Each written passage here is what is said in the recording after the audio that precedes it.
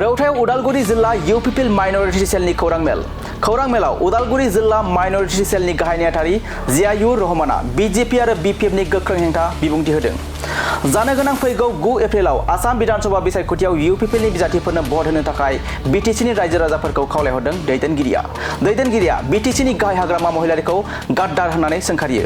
47 नं माजबाट बियाबनि बिपिएफनि बिजाथि सरन बर'नि हेंथायै गोख्रों बिबुंथि। सरन बर'आ सिन्डिकेट राज खालामनानै हाजो बायदि धोन दौलत रां आरजिनायनि अजद होदों उदालगुरि जिल्ला इउपिपिएल माइनरिटि सेलनि गाहाय नेहाथारि जियायुर रहमान बिथाङा।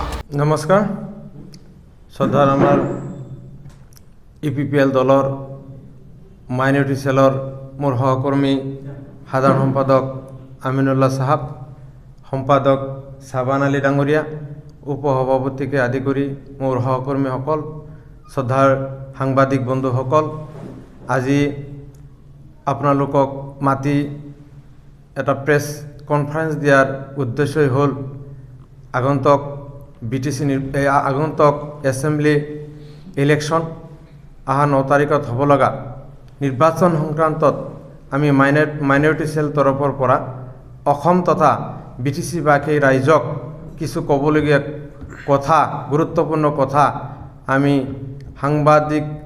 সংবাদ মাধ্যমৰ জৰিয়তে প্ৰকাশ কৰিবলৈ ওলাইছোঁ।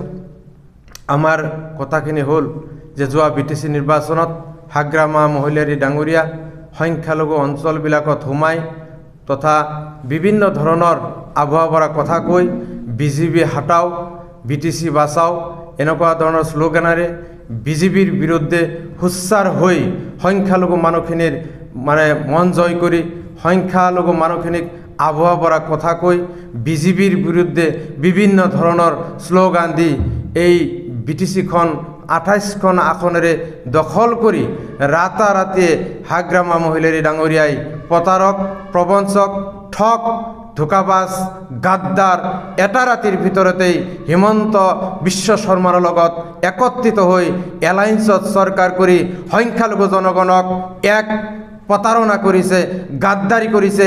এই গাদ্দাৰিৰ প্ৰত্যুত্তৰ দেওয়াৰ কাৰণে আজি সংখ্যালঘু সমাজে আমি ওলাই আহিছোঁ মাৰ বান্ধি। আমি সংখ্যালঘু অঞ্চলবিলাকৰ পৰা হাগ্ৰামাৰ নাংগল পাৰ্টি আমি কেনেকৈ আঁতৰাই দিব পাৰিম তাৰ কাৰণে আমি অহৰহ কাম কৰি আছোঁ। আজি প্ৰতিটো কথাই আজি হাগ্ৰামাৰ প্ৰতিটো কথাই ঠক প্ৰবঞ্চনাত পৰিণত হৈছে। যে তেখেতে কৈছিল যে এছেম্বলি নিৰ্বাচনৰ আগতেই, বিধানসভা নিৰ্বাচনৰ আগতেই প্ৰত্যেকটো ঘৰে ঘৰে আজি মাটিৰ পট্টা দিয়া হ'ব। বিটিসিত 2003 চনৰ পৰা যিসকল মানুহ বসবাস কৰি আছে প্ৰত্যেকজন মানুহকেই হাগ্ৰামাই মাটিৰ পাট্টা দিয়াৰ কথা আছিল। আজি বিধানসভাৰ নিৰ্বাচন সমাগত কেইজন সংখ্যালঘু মানুহক হাগ্ৰামা মহোদয়ে মাটিৰ পট্টা দিছে তাৰ আজি আমি প্ৰশ্ন সুধিছোঁ, তেওঁৰ জবাব বিচাৰিছোঁ। যদি এজন মানুহকো মাটিৰ পট্টা দিব পাৰা নাই তেতিয়াহ'লে আবুৱা ভৰা কথা কৈ সংখ্যালঘু মানুহক প্ৰতাৰক কৰাৰ দায়িত্ব তেখেতক কোনে দিছিল? গাদ্দাৰি কৰাৰ অধিকাৰ তেখেতক কোনে দিছিল? আজিৰ মাটিৰ পট্টাৰ কথা কৈ বিজেপিৰ ভয় দেখুৱাই বিটিসি দখল কৰি এতিয়া আহিছে হিমন্ত বিশ্ব শৰ্মাৰ লগত একত্ৰিত হৈ অসম চৰকাৰ গঠন কৰাৰ কাৰণে। যি হিমন্ত বিশ্ব শৰ্মা অকল সংখ্যালঘু বিৰোধী নহয়, মুছলমানৰ একমাত্ৰ শত্ৰু দল যদি অসমৰ ভিতৰত আছে হিমন্ত বিশ্ব শৰ্মাৰ বিজেপি দলেই আছে।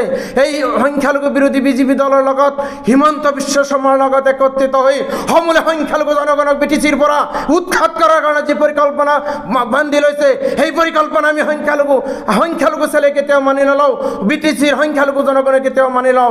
ইয়াৰ উচিত প্ৰত্যুত্তৰ দিয়াৰ কাৰণে বিধানসভা নিৰ্বাচনৰ সময়ত আমি একত্ৰিত হৈছোঁ আৰু বিটিসিত বসবাস কৰা প্ৰত্যেক ঘৰ সংখ্যালঘু জনগণক আমি সজাগ হ'বৰ কাৰণে অনুৰোধ জনাইছোঁ যে এতিয়াই আমাৰ উপযুক্ত সময়।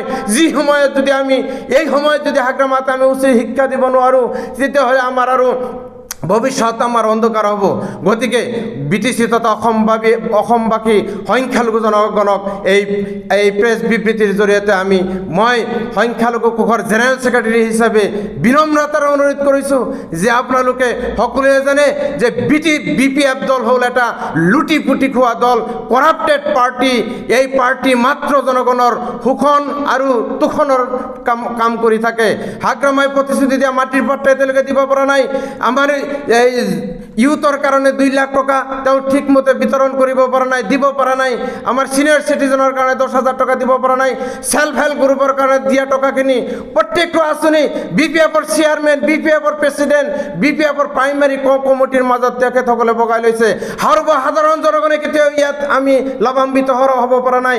আজি অৰুণোদয় আঁচনি হাগ্ৰামাৰ পাৰ্টিয়ে, বিপিএফ পাৰ্টিয়ে আজি ট্ৰেক্টৰ থকা মানুহ, ডাম্পাৰ থকা মানুহ, আজি মাৰুতি থকা গাড়ী মানুহ, ধনী ঘৰৰ মানুহ 50 বিঘা 100 বিঘা চাকৰি থকা অংগনবাদী ওয়াৰ্কাৰে আজি অৰুণোদয় আঁচনি পাইছে।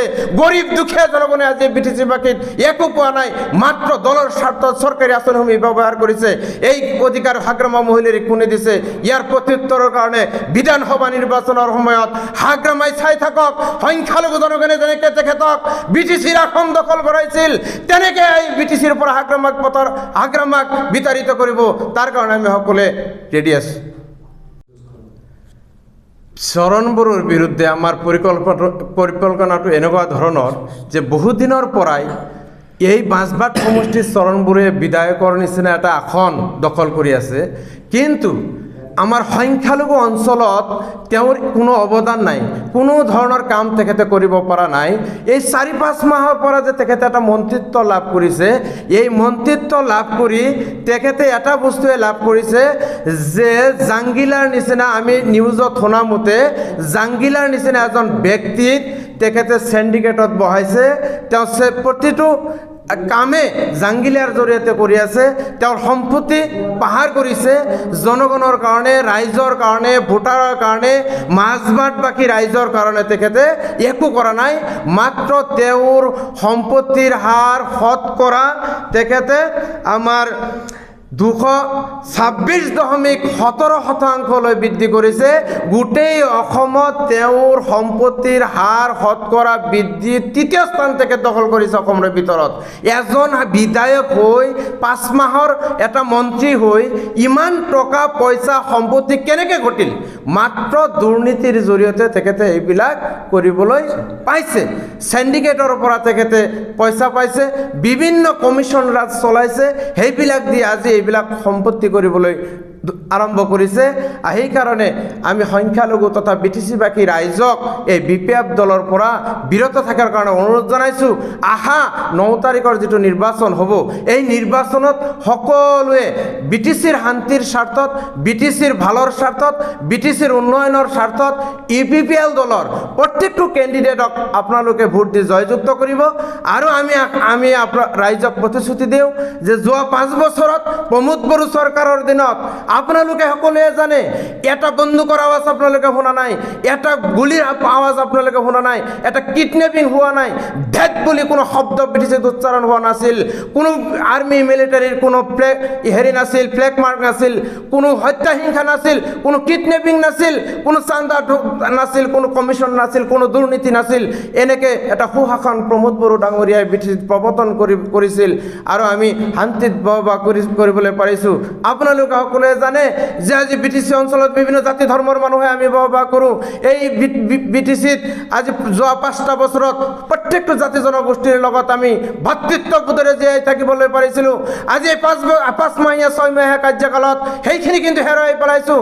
জাতি ধৰ্মৰ মাজত আজি বিভিন্ন ধৰণৰ ঘৃণাৰ ভাৱ বিয়প আৰম্ভ কৰিছে, বিভিন্ন জুৱা খেল আৰম্ভ হৈছে, আজি ঘৰ জ্বলাজ্বলি আৰম্ভ হৈছে, বিভিন্ন ধৰণৰ কিডনেপিং আৰম্ভ হৈছে, হত্যা আৰম্ভ হৈছে, বম ব্লাষ্টিং আৰম্ভ হৈছে। এনেকৈ যদি বিটিচিত অশান্তি হৈ থাকে তেতিয়াহ'লে আমাৰ নিশ্চয় অহা দিনবিলাকত বিটিচিত এক অশান্তিৰ পৰিৱেশ সৃষ্টি হ'ব। গতিকে বিটিচিৰ শান্তি ৰক্ষাৰ স্বাৰ্থত, বিটিচিৰ ডেভেলপমেণ্টৰ স্বাৰ্থত আমাৰ প্ৰমোদ বড়ো ডাঙৰীয়াৰ নেতৃত্বত যি বিপিএল দল চলি আছে, এই দলৰ প্ৰত্যেকটো প্ৰাৰ্থীক ট্ৰেক্টৰৰ ছবিত ভোট দিয়াৰ কাৰণে মই বিনম্ৰতাৰে অনুৰোধ জনাইছোঁ। ধন্যবাদ।